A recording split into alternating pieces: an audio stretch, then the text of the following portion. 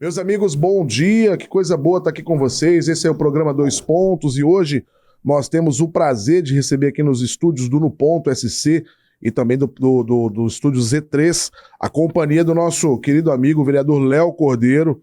Vereador Léo Cordeiro, que vem conversar com a gente um pouco sobre o seu mandato, sobre política e, claro, né, antes de tudo, prestar a você, cidadão, ouvinte, internauta que nos acompanha, um portfólio das suas realizações nesse primeiro ano de mandato, hein, Léo? Seja bem-vindo, bom dia, tudo bem? Bom dia, professor Helly, Vini que nos acompanha aí no comando do som também, quem vai nos acompanhar também aí depois nessa entrevista, nas redes sociais, no Ponto, nas minhas também, peço que todos deem sempre uma espiadinha lá, que a gente sempre está trazendo boas notícias. Um ano já passou, professor Helly, passou voando, hein? Passou voando, Pois viu? é, Léo, você tem essa sensação de que um ano, para quem trabalha no serviço público, como você, que é um funcionário do povo, efetivamente, um ano parece muito pouco, né? Mas quando você para pensar nas realizações, nas indicações, no estar na rua com o seu cidadão, é muito intenso, né? É bastante, é muito rápido, acontece as coisas, mas também a gente tem a morosidade do público, né? Principalmente as ações do executivo. A gente sabe do que está sendo projetado, que eles estão batalhando para acontecer, mas até isso se tornar realidade, né? Sair daquela ideia, se tornar realidade, uma obra, a gente sabe que sempre tem um grande caminho. Então isso às vezes nos deixa um pouquinho chateado, mas infelizmente, como eu já estou há um bom tempo aí nessa caminhada na vida pública, eu acabo entendendo, e a minha obrigação é passar isso, né, para as pessoas, né? Poder explicar um pouco para elas de como funciona, né, de como as coisas se realizam no público, para que elas entendam também que não é de um dia para a noite, não é igual ao privado, né, que você vai lá, escolhe o que você quer comprar, o preço que você quer pagar e pronto. O público tem toda, né, uma outra caminhada a ser seguida até se tornar realidade, né, professor? Pois é, Léo, é isso que eu ia te perguntar. Você é o seu primeiro mandato na vereança, muito embora você já seja um agente público há alguns anos, né? Tem toda uma experiência com o executivo, trabalhando inclusive em Porto Belo. Isso facilitou a sua jornada como vereador? Você entende que essa experiência que você trouxe de Porto Belo, essa experiência que você trouxe inclusive na Câmara de Itapema, onde você já esteve também, é importante para você construir a estrada do Léo Cordeiro? Sim, professor Helly. Comecei lá em 2011, então fazem 10 anos. 10 anos, né? Dia 3 de fevereiro de 2022 farão então 11 anos. Que beleza. E realmente, né? Eu acabo levando essa experiência para esse mandato de hoje, colocando como eu já estive em todos os lados do balcão. Já estive como agente público, como empresário, já estive como assessor parlamentar, né, como secretário de governo, secretário de planejamento urbano em Porto Belo. Também trabalhei na gerência de planejamento regional em Itajaí, da ADR, no governo do estado. E hoje estou vereador por esses 4 anos aí do mandato. Com certeza essa experiência me dá, né, um pouquinho mais de tranquilidade para tocar o mandato e superar, né? A gente não pode somente alcançar, mas superar as expectativas das pessoas que acreditaram no Léo Cordeiro e votaram, e de toda a população, né? Hoje não é mais o Léo Cordeiro somente dos 775 eleitores, mas é dos nossos mais de 70 mil habitantes, aí 80 mil habitantes que eu imagino que tem na nossa cidade. Ô Léo, você nessa trajetória que tem apenas um ano, já conquistou, logo de saída, a liderança do governo na casa, né? Como é que está sendo realizar esse trabalho? Está sendo, extremamente bom, viu, professor Helly? Tanto o apoio do executivo, né, a parceria entre os vereadores, né, o clima ameno que está na casa, né, não tivemos nenhum problema em nenhuma votação, não tivemos nenhum problema nas reuniões das comissões também. Então, eu falo que essa pluralidade de ideias, de mentes diferentes que estão os vereadores hoje na Câmara, acaba trazendo um ganho muito expressivo para a população. Né? Nada mais é do que executivo e legislativo andando no mesmo caminho para transformar isso em retorno, em benefício para a cidade. Ô Léo, como analista político, eu entendo que em algum momento a sua liderança deixou de ser apenas uma liderança do governo. Em que medida que eu te coloco isso? Hoje as pessoas na rua veem o Léo Cordeiro como um líder na cidade, por tudo que ele representa, pelas ideias que ele carrega, especialmente pela forma como projeta Itapema para o futuro, né? A gente percebe muito na sua atuação uma preocupação específica com a construção civil como geradora de emprego, geradora de oportunidade social, ao mesmo tempo pensando no impacto do crescimento da cidade, na questão que envolve a mobilidade. Então é interessante perceber também que a tua liderança, ela ultrapassou a Câmara. Ela chegou hoje nas entidades públicas, nas entidades civis, na sociedade de uma forma geral, nas associações de bairro. Você consegue perceber isso também? Sim, sim, professor Heller, né, percebo isso e claro que isso aumenta ainda mais a nossa questão do nosso comprometimento. Né, isso nos dá um pouco mais de ansiedade no mandato, de fazer acontecer realmente, traz um pouquinho de preocupação, é claro, né, porque a gente vê uma cidade como a nossa crescendo aí nos 20 anos, nos últimos 20 anos como a cidade que mais cresceu no estado. Sim. E transformar todo esse crescimento, colocar ele de uma forma ordenada, colocar ele de uma forma projetada, também, claro que é principal tarefa do Executivo, mas nós do Legislativo também, junto, é claro, com as entidades. Né, eu costumo dizer que nada é possível no público se você não estiver de mãos dadas com o privado. E Itapema sofreu muito isso. O privado se desenvolveu muito rápido durante muitos anos e o público acabou ficando para trás. Né? Uma forma diferente que a gente vê Balneário Camboriú. Balneário Camboriú desde 2007 já tem a outorga onerosa instituída. Então desde aquela época o público está tentando acompanhar o privado e estão crescendo junto. Itapema nós ficamos aí com alguns passivos durante todo esse tempo, mas que graças aí à prefeita Nilza, que no mandato passado teve essa coragem de instituir a outorga onerosa. Desde 2018 nós já temos a lei e hoje a arrecadação, tanto é que no nosso último ano aí, nesse ano, se não me engano, nós tivemos quase 80 milhões de superávit. Meu Deus, é muito dinheiro. Isso a gente deve, então, somente à construção civil. Né? É o que gira, a roda que gira aqui no nosso município, né, essas engrenagens. Eu falo muito da construção civil de uma forma de um todo, né, professor Helder? Não é somente do construtor, do empresário. Ele sozinho ele não faz nada. Né? Olha, por que demora tanto, na tua opinião, para as pessoas perceberem que a construção civil é algo bom para a cidade? Porque a gente vê muita crítica também, né? Sim, acabou que muito tempo ficou como bicho-papão, né? Exatamente. Isso eu levo muito e falo também com os construtores, né? Conheço praticamente todos de Itapema, né? Sinuscom tem uma parceria bem bacana. E eu falo que a gente tem que mudar isso, né? A construção civil, além de trazer o emprego, a geração de emprego, de renda, tem todas as questões sociais, né? O que eles ajudam a PM, o que eles ajudam a Polícia Civil, bombeiros, enfim, o que ajudam a cidade nesse nosso ano de pandemia, que ajudaram o hospital, né, em doações de equipamentos. Eu acho que superou R$1 milhão de equipamentos, né? Questão de cesta básica, enfim, uma infinidade de contribuição para a cidade. Então a gente tem que mudar um pouquinho essa visão da construção civil, de ela ser apenas aquela que vem tirar o dinheiro da cidade e pronto. Não é isso. A construção civil, ela caminha com a cidade, ela caminha com as pessoas e ela faz a vida das pessoas melhorar. Se nós não tivéssemos a construção civil, são hoje quase 7 mil empregos diretos, e os indiretos a gente não consegue nem mensurar, professor Helder. Então a gente tem que dar uma importância, e eu faço isso, né? Construção civil, corretores, né? Então a gente tem fornecedores, tem os engenheiros, arquitetos, tem o pessoal que trabalha lá na obra, né? Desde o servente até o mestre de obra. Então realmente é uma roda grande aí que a gente tem que apoiar e fazer girar cada vez mais rápido e melhor para a cidade. Olha, meus amigos, nós estamos recebendo aqui hoje o vereador Léo Cordeiro no programa 2 Pontos, falando um pouco sobre o seu mandato, falando um pouco sobre política também no nosso município. E, Léo, vamos entrar especialmente no teu mandato, né? Quando a gente olha de fora o teu mandato, a gente percebe que ao mesmo tempo que ele é muito voltado para a liberdade econômica, né? Para a abertura da economia, para novas oportunidades de geração de emprego e renda, ao mesmo tempo em disciplinar essa economia para que ela possa crescer junto com os problemas da cidade, a gente também consegue perceber no Léo alguém que defende algumas pautas muito conservadoras, né? Sim. Então, ao mesmo tempo que você é agressivo na liberdade econômica, você é conservador em algumas demandas.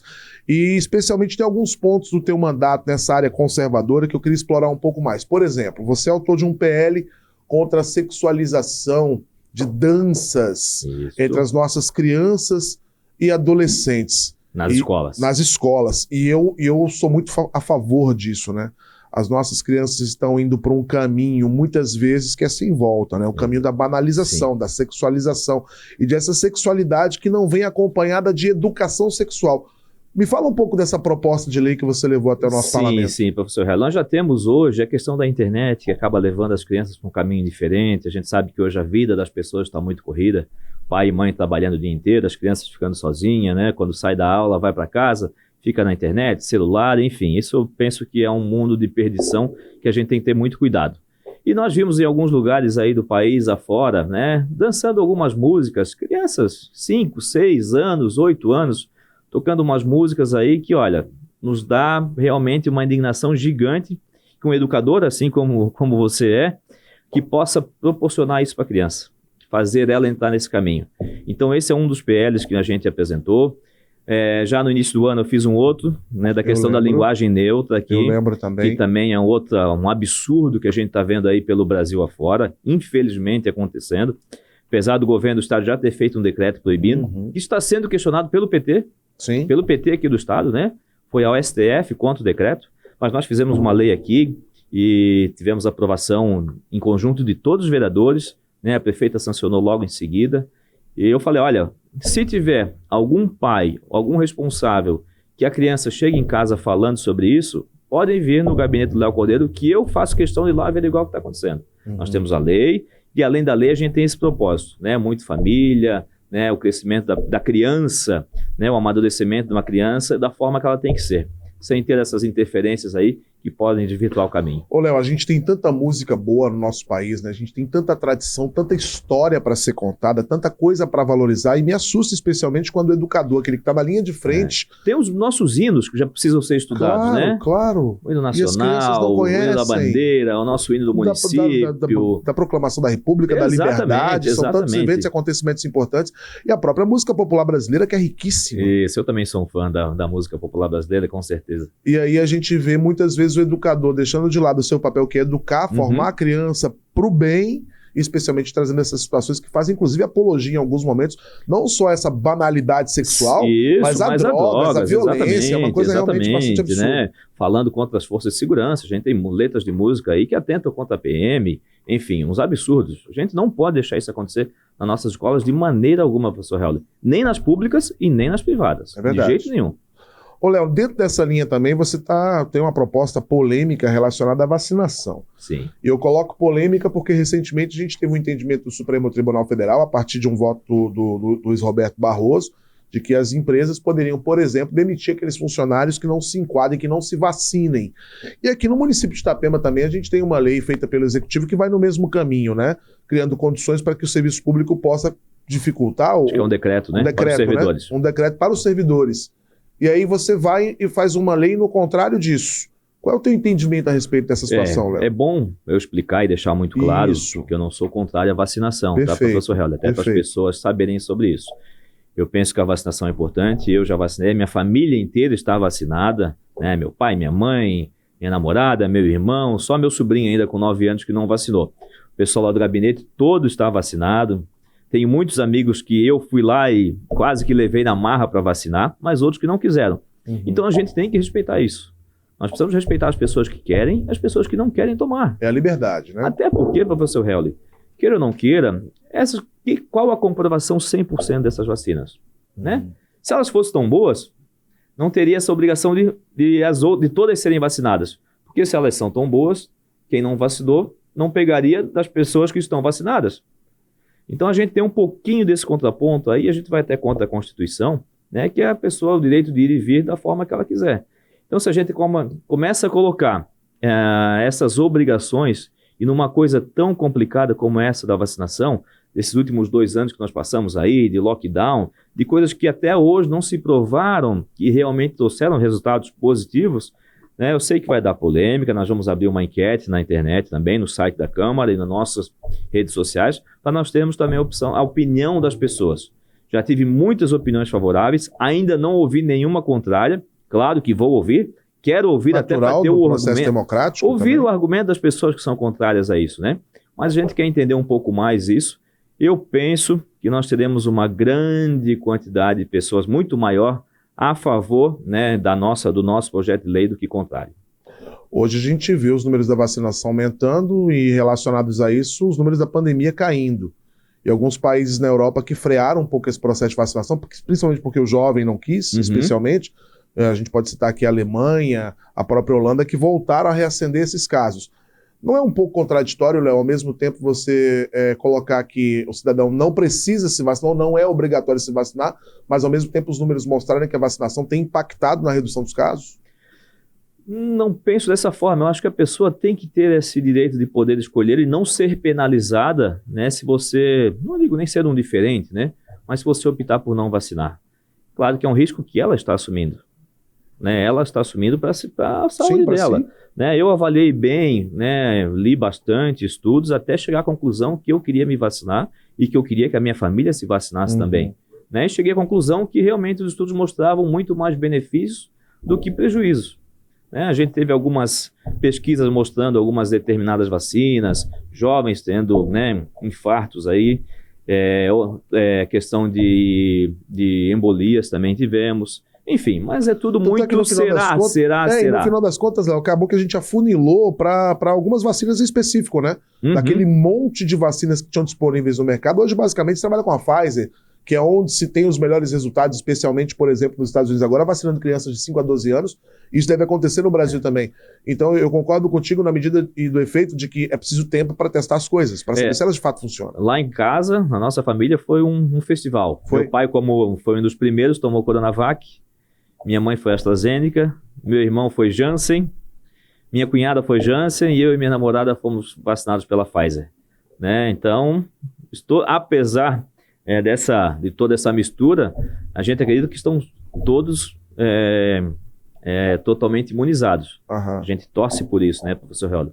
Mas é algo contraditório e vamos ver qual será o resultado aí das ruas. Antes de tudo, eu faço um elogio a você pela coragem também, porque há determinados políticos e pautas que são tabus no Brasil, né? Você não defende porque você acredita que você vai ser vítima de algum processo oposicionista. Hoje as redes sociais massacram sem entender. Isso. Então, antes de tudo, parabéns pela coragem. Você está defendendo aquilo que você pensa, aquilo que você estudou e aquilo que muitos brasileiros querem defender, mas às vezes são podados pelo politicamente correto, né? Eu sempre tive uma opinião muito forte, né? Quando eu coloco alguma coisa na cabeça, eu vou seguir, né? Independente de ser Maria vai com as outras ou ser aquele diferente, né? De ser o azeite que não vai se misturar como a gente consegue, como a gente costuma falar no popular. Então, quando eu coloco, claro que eu discuto lá no gabinete, né? Tem a Fran que sempre me acompanha, o doutor Tiago, advogado, a Grazi, que é a nossa doutora, né, de administração pública, o Bruno também. A gente coleta algumas informações deles, eles coletam na rua também, conversam com as pessoas, até nós definirmos, não, vamos fazer, vamos lá, vamos encarar e pronto. E tudo aquilo que nós acharmos que é benéfico, nós vamos fazer, independente se vão achar que é politicamente correto ou não. Nós faremos sim. Olha, nós estamos entrevistando aqui o Léo Cordeiro. Eu vou fechar o primeiro bloco dessa nossa entrevista, riquíssima, como vocês estão percebendo.